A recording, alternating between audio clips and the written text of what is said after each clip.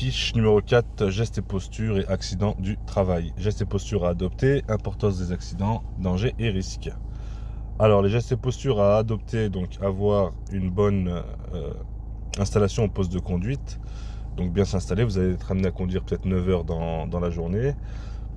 Donc, du coup, il convient d'avoir une bonne installation pour pouvoir tenir sans se fatiguer de trop.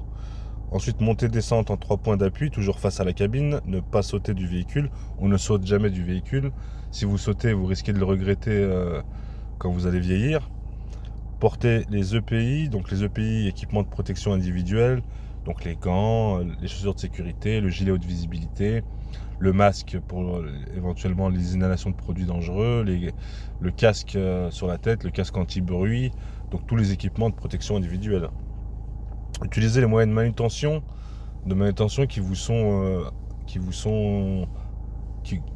appropriés, donc tire-palette électrique, éventuellement cassettes, enfin chariot élévateur si vous êtes habilité à le faire, chariot élévateur, et puis s'assurer de bien porter les colis, le dos bien droit. Donc il faut bien, si vous avez un colis à porter, que les jambes poussent. Donc voilà pour les gestes et postures à adopter. Importance des accidents, donc il y a beaucoup plus de risques d'avoir un accident à l'arrêt qu'en circulation. Donc ça veut dire quoi? Ça veut dire lorsqu'on fait de la manutention, c'est là où il y a beaucoup plus de risques d'avoir un accident. Et à noter qu'un accident du trajet, donc domicile-dépôt, est considéré comme un accident du travail. Donc le chemin le plus court entre votre domicile et votre dépôt.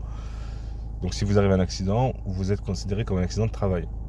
Alors ensuite, il y a des chiffres à apprendre. Le plus facile, c'est celui-là, 10 000 accidents par an, uniquement dû à la montée et à la descente de la cabine.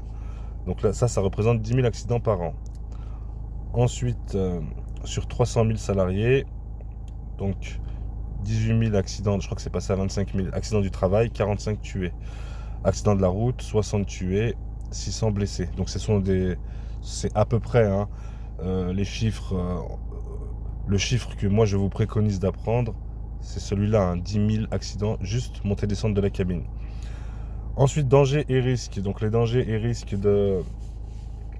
que peuvent procurer donc notre métier. Notre métier, on peut s'écraser un membre, une mauvaise alimentation.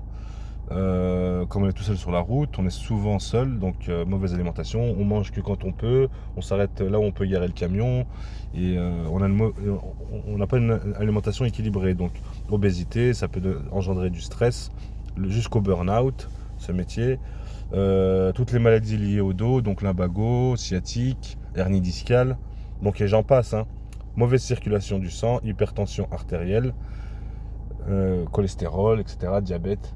On peut aussi s'écraser des membres lorsqu'on décharge de la marchandise.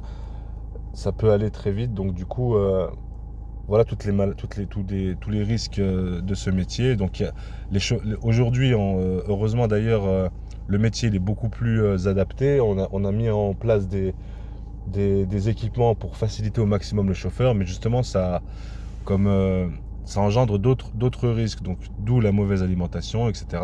Donc bien s'arrêter quand on fait des pauses, on n'hésite pas à marcher, faire circuler le sang, à manger moins, à manger mieux. Et voilà pour la fiche numéro 4.